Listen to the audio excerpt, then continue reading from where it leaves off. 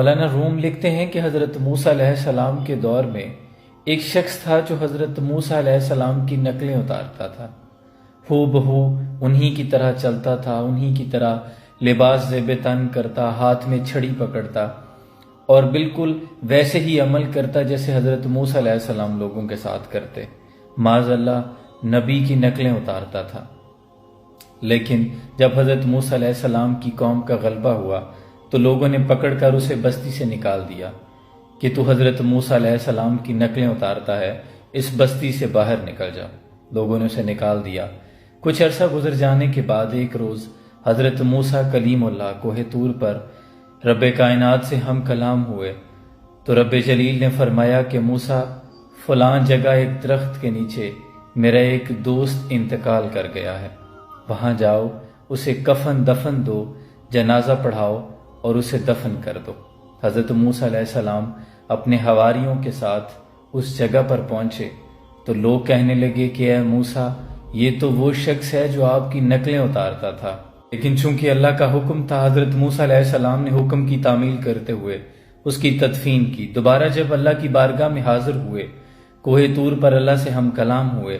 تو عرض کرتے ہیں کہ اے مالک کائنات، تو بے نیاز ہے، چارہ سوال تو نہیں، لیکن میں پھر بھی اپنی تسلی کے لیے سوال کرنا چاہتا ہوں۔ تو اللہ نے فرمایا کہ موسیٰ پوچھو۔ حضرت موسیٰ عرض کرتے ہیں کہ اے مالک کائنات، لوگ کہتے ہیں کہ وہ تو حضرت موسیٰ آپ کی نقل اتارتا ہے،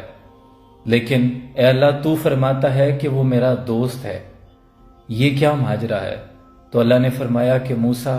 جب وہ تیری طرح کپڑے پہن کر نکلتا تھا، تیری ہی طرح چھڑی پکڑ کر تیری ہی طرح کلام کرتا تھا تو مجھے تو یاد آتا تھا، مجھے ایسا لگتا تھا کہ میرا کلیم آیا ہے، تو مجھے وہ بڑا پیارا لگتا تھا، اور جب اس کی کچھ ادائیں مجھے پسند آ گئی تو مرنے سے پہلے میں نے اسے صاحب ایمان کر دیا تھا۔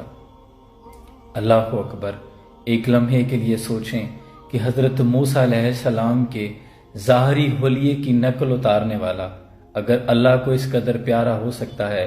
کہ اللہ اسے اپنا دوست کہتا ہے اور اپنے کلیم اللہ کو حکم دیتا ہے کہ اس کی تدفین کا بندوبست کرو،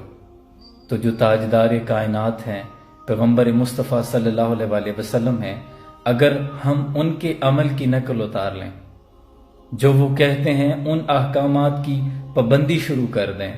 اور انہی کی طرح کا ہمارا ظاہر اور باطن ہو جائے،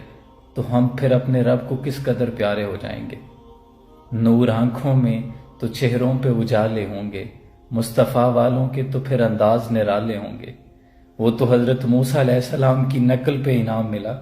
یہاں تو بات تاجدار کائنات کی ہے۔ جس سہانی گھڑی چمکا طیبہ کا چاند، اس دل افروزات پہ لاکھوں سلام۔